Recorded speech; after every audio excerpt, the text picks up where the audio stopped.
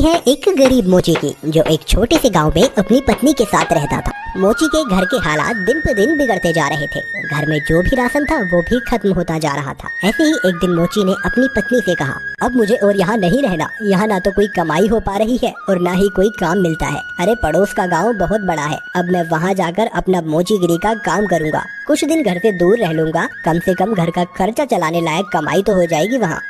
क्यों, वहाँ के लोगों के जूते चप्पल ज्यादा टूटे हैं क्या, जो आपको वहाँ जाकर ही मोचीगिरी करनी है? अरे अपनी जन्मभूमि में रहकर तो सिक्के कमाए नहीं जाते, पराए गाँव जाकर कमाएंगे ये पैसे।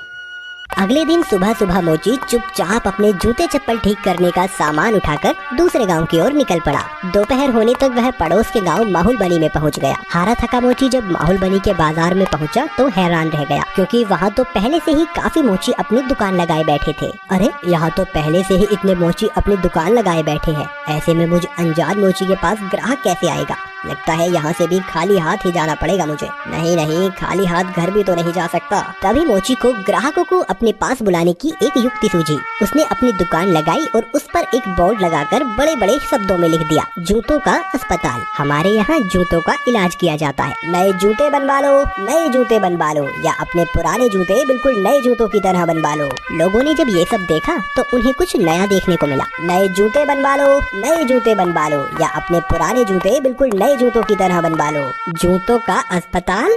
अरे भाई मोची, जरा मेरे इन जूतों का इलाज तो करो। हाँ जी सेठ जी, अभी किए देता हूँ। मोची अपने छोटे से अस्पताल पर बैठकर सेठ के जूतों का इलाज करने लगा। ये लीजिए, अब आपका जूता बिल्कुल स्वस्थ है। अरे भाई वाह, कितना हुआ इसके इलाज का खर्च? बस साहब, सिर्फ एक तांबे का सिक्का। लो ये लो। ऐसे ही दूसरा ग्राहक मोची के अस्पताल में अपने जूतों का इलाज कराने आया। मोची ने जूतों का इलाज किया, पैसे लिए और बाकी ग्राहकों का इंतजार करने लगा। आज तो मैंने बहुत पैसे कमा लिए हैं। अगर मैं ऐसे ही काम करता रहा तो बहुत पैसे जमा कर लूंगा और एक घोड़ा खरीदूंगा।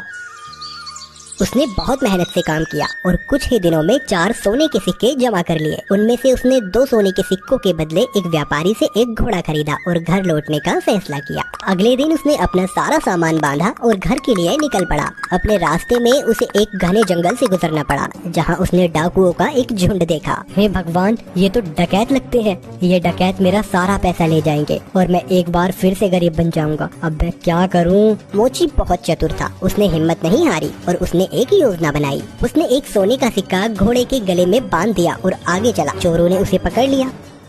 अरे ओ, फटाफट अपना सारा पैसा निकालो, चलो जल्दी करो। देखो, मैं एक गरीब मोची हूँ, मेरे पास इस घोड़े के सिवाय और कुछ नहीं है। कृपया मुझे जाने दो डाकू भाई। जैसे ही उसने ये सुना, घोड़ा रहका और उसके गले से वो सोने का सिक्का नीचे जमीन पे गिर गया। अच्छा मक्कार झूठे, हमसे झूठ बोलने की तेरी हिम्मत कैसे हुई? अगर तेरे पास कुछ नहीं था तो ये सोने का सिक्का तेरे पास कहाँ से आया? रुकिए, अभी मैं आपको सब सच बताता हूँ। दरअसल ये घोड़ा सोना उत्पन्न करता है, इसी वजह से मुझे सारे पैसे मिलते हैं।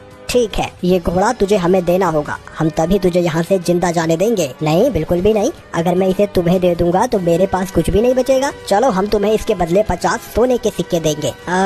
ठीक है, पर एक बात का ध्यान रखना कि बारी बारी से अपने साथ इस घोड़े को रखना, वरना आखिर में तुम सब पैसे के लिए लड़ते ही रह जाओगे। मोची ने घोड़ा बेच दिया और घर लौट आया। वो बहुत खुश था कि उसे सोने के सिक्के मिले थे। इस पैसे से उसने अपने ही गांव में थोड़ी सी जमीन खरीदी। इस बीच डकैत भी घोड़े को लेकर अपने अड्डे पर पहुंच गए। वहां डकैतों के सरदार ने अपने आदमियों से कहा, इस गिरोह का सरगना होने के नाते इस घोड़े को सबसे पहले मैं रखूंगा। उन सब ने अपने सरदार की बात मानी और उस रात सरदार अपने अड्डे पर उस घोड़े के साथ सोया। अगली सुबह जब वो उठा तो उसने देखा कि वहाँ अस्तबल में कुछ भी नहीं था। उसने पूरा अस्तबल सही से देखा पर उसे कुछ नहीं मिला। वो जान गया कि इस मोची ने उसे बेवकूफ बनाया है। इस बीच एक और डकैत वहाँ आया। सरदार, आपको सोना मिला? हमें भी बताइए कि कितने सोने के सिक्के घोड़े ने उत्पन्न किए। तुम खुद ही ये पता लगा लोगे जब आज रात तुम खुद ही इस घोड़े को रखोगे। सरदार ने किसी से कुछ नहीं कहा, क्योंकि वह अपने आप को बेवकूफ साबित नहीं होने देना चाहता था। एक एक करके सभी डकैतों ने घोड़े को अपने साथ रखा, पर उनमें से किसी को कुछ नहीं मिला। वे सब समझ गए कि उन्हें बेवकूफ बनाया गया है। उस मोची ने हमें बेवकूफ बनाया है, अब हम उसे सबक सिखाएंगे। सरदार, उसने ये साधारण सा घोड़ा हमें 50 सोने की मोहरों में बेचा है। हम उससे अपना पैसा वापस लेंगे और हमें धोखा देने की जुर्रत की सजा देंगे। हाँ चलो चलो।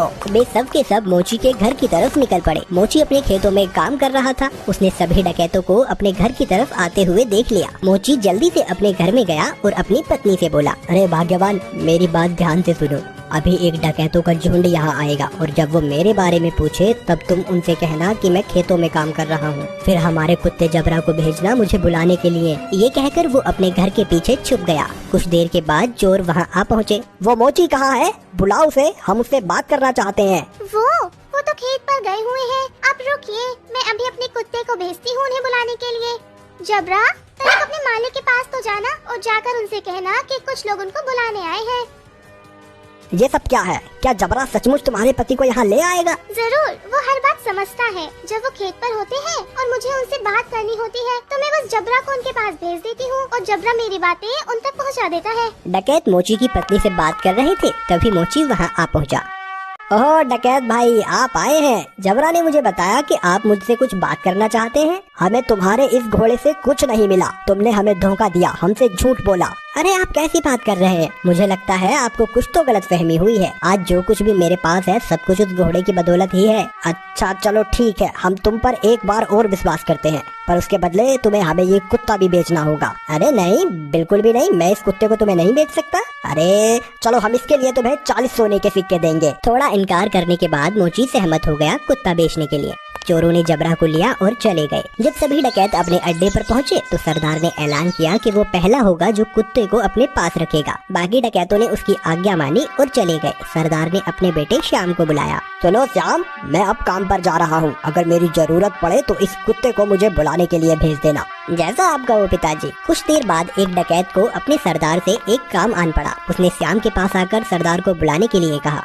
आप रुकिए, मैं तुरंत उन्हें बुलावा भेजता हूँ। जबरा, जा और जाकर पिताजी से कहना कि कोई वहाँ आया है उनसे मिलने। जबरा सरदार के अड्डे से भागा और बजाय सरदार के पास जाने के वो सीधा मोची के पास गया। जब सरदार घर वापस आया तब उसने देखा कि जबरा वहाँ नहीं था। वो जान गया कि जबरा जरूर अपने मालिक के पास गया होगा, तो वह अकेला फिर से मोची के घर गया।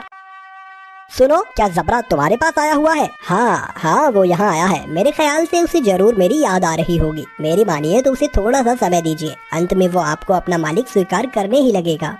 सरदार जबरा को वापस ले गया और उसने अगले दिन उसे अपने साथी को दे दिया। जबरा सारे डकैतों के साथ एक एक करके रहा, पर वह हर दिन मोची के पास वापस लौट आता। सबने ये जान लिया कि एक बार फिर से मोची ने उनका बेवकूफ बनाया है। उन सबने विचार विमर्श किया। इस बार हम बेवकूफ नहीं बनेंगे, मैं उस मोची को अब सबक सिखाऊंगा। इस बार सारे डकैत मोची के घर पहुँचे। उन्होंने मोची की एक न सुनी और मोची को एक बोरे में डाला और उसे लेकर वहाँ से चल दिए उसे सबक सिखाने के लिए। मोची चुपचाप बोरे में पड़ा रहा। रास्ते में वे सब एक मंदिर के पास से गुजरे, तभी एक डकैत ने कहा, सरदार गर्मी बहुत ज्यादा है, क्यों ना कुछ देर यहीं आराम किया जाए। सरदार भी उसकी बात मान लेता है और मोची को वहीं छोड़कर मंदिर में आराम करने के लिए चले जाता है। सुअरों का एक झुंड वहाँ से गुजर रहा था और जब मोची ने सुअरों के झुंड की आवाज सुनी तो मोची को एक उपाय सूझा और उसने तेज आवाज में